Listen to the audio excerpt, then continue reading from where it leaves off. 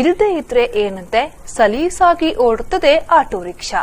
ಯಾವ ಗದ್ದೆಯೇ ಇರಲಿ ಟಿಲ್ಲರ್ ಉಳುಮೆ ನಿಲ್ಲೋದಿಲ್ಲ. ಉತ್ಸಾಹ, ಗುರಿ ಮುಟ್ಟುವ ಛಲ, ಸ್ವಾಭಿಮಾನ ಎಲ್ಲವೂ ಇದ್ದರೆ ವಿಕಲತೆಯು ತಲೆಬಾಗುತ್ತದೆ. ಒಂಟಿ ಕಾಲಿನಲ್ಲೇ ಸ್ವಾಭಿಮಾನದ ಬದುಕು ಕಟ್ಟಿಕೊಂಡ ಸಂತೋಷ್ ನಾಯಕ್ ಅವರ ಜೀವನೋತ್ಸಾಹದ ಕತೆ ನೋಡಬನ್ನಿ.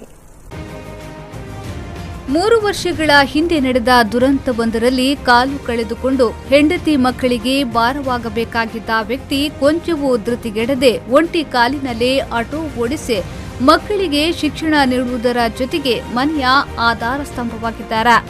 ನಾವೀಗ ಹೇಳ್ತಾ ಇರುವ ಸ್ಟೋರಿ 2015 ಜುಲೈ 7ರಂದು ಗದ್ದೆ ಉಳುಮೆ ಮಾಡುವಾಗ ಟಿಲ್ಲರ್ ಕತ್ತಿ ಸಿಲುಕಿ ಎಡಕಾಲು ಕಳೆದುಕೊಂಡ ಶಿರೂರು ಮುದ್ದುಮನೆ ಹೊಳೆಜೆಟ್ಟುವಿನ ನಿವಾಸಿ ಸಂತೋಷ್ ನಾಯಕ್ ಜೀವನೋತ್ಸಾಹದ ಕತೆ.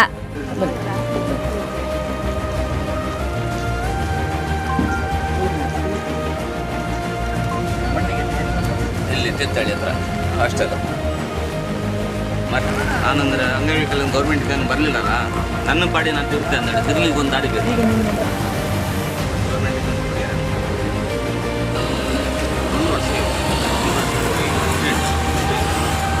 ನಾನಂದ್ರೆ ಅಂಗವಿಕಲ ಗೌರ್ಮೆಂಟ್ ಬರಲಿಲ್ಲ, ನನ್ನ ಪಾಡಿ ನಾನು ತಿರುಗ್ತೆ ಅಂದ್ರೆ ತಿರುಗಿಗೆ ಒಂದು ದಾರಿ ಬೇಕು.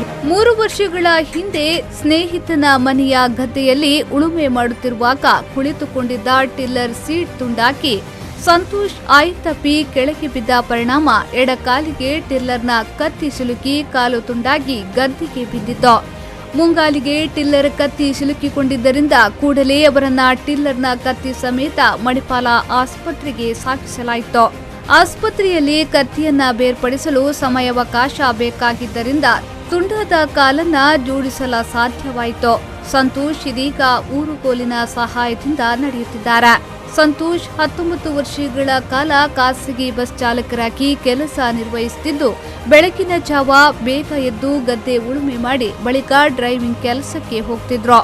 ನಾನು ಮೊದಲು ಡ್ರೈವರ್ ಕೈಗೊಂಡಿದ್ದೇನೆ, ಬಸ್ ಡ್ರೈವರ್ ದುಡಿತಿದ್ದೇನೆ. ಎಷ್ಟು ವರ್ಷದಿಂದ ಡ್ರೈವಿಂಗ್ ಮಾಡಿ? 19 ವರ್ಷ 7 ತಿಂಗಳು ಡ್ರೈವಿಂಗ್ ಮಾಡಿದ್ದೇನೆ ನಾನು. ಅದ್ರ ಮತ್ತೆ ಗದ್ದೆ ಹೊಡಿ ಸಂಜೆ ಗದ್ದೆ ಹುಡುಕಿ ಬೆಳಿಗ್ಗೆ ಡ್ಯೂಟಿ ಮಾಡ್ತಿದ್ದೆ ನಾನು ಹೊಟ್ಟೆಪಾಡಿಗೆ. ಅಷ್ಟು ಮಾಡಿದರೆ ದೇವರಿಗೆ ಕಷ್ಟ ಕೊಟ್ಟರು ಗೌರ್ಮೆಂಟ್ ಮಾತಾಡಲಿಲ್ಲ. ಕಾಲು ತುಂಡಾದ ಬಳಿಕ ಆಸ್ಪತ್ರೆ ಪಾಲಾಗಿದ್ದ ಅವರು ಕೇವಲ 15 ದಿನಗಳಲ್ಲಿ ಚಿಕಿತ್ಸೆ ಪಡೆದು ಮನೆಗೆ ವಾಪಸ್ಸಾಗಿದ್ರು.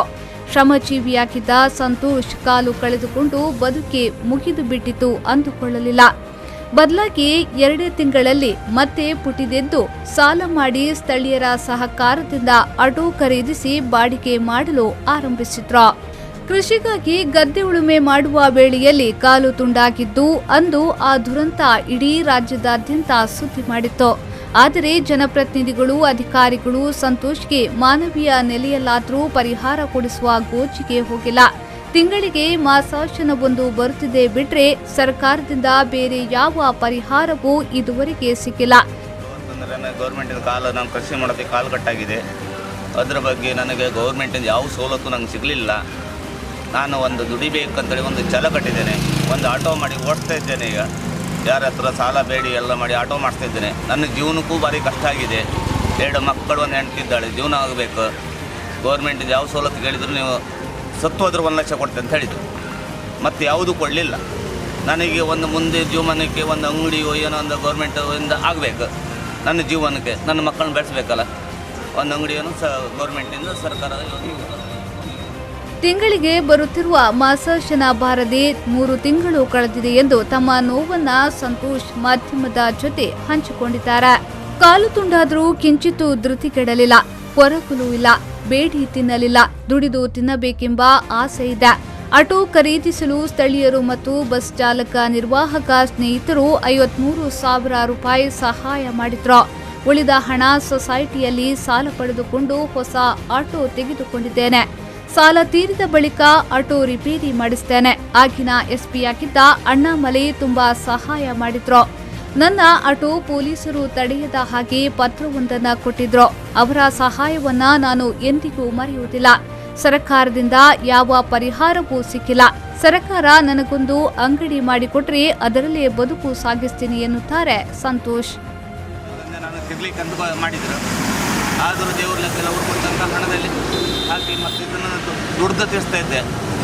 ಈಗ ಪೊಲೀಸರೆಲ್ಲ ಗಾಡಿ ನಿಮ್ದು ಅಡ್ಡ ಕೊಟ್ಟಿದ್ವು ಅಥವಾ ಯಾಕೆ ಅಣ್ಣ ಮಾಲಿಯರು ಹೇಳಿದರು ದುಡ್ದು ತಿನ್ನುವ ಅಂತೇಳಿ, ಯಾರು ಅಡ್ಡ ಹಾಕಿದ್ರು ನೀವೊಂದು ಲೆಟ್ರಲ್ಲಿ ಸೈನ್ ಹಾಕು ಅಂತೇಳಿ.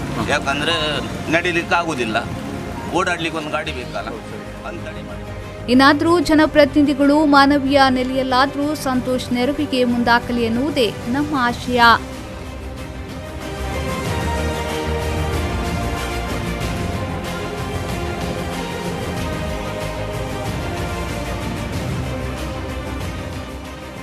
ಶ್ರೀಕಾಂತ್ ಹೆಮ್ಮಾಡಿ, ವಿಪೋ ನ್ಯೂಸ್ 24/7 ಕುಂದಾಪುರ.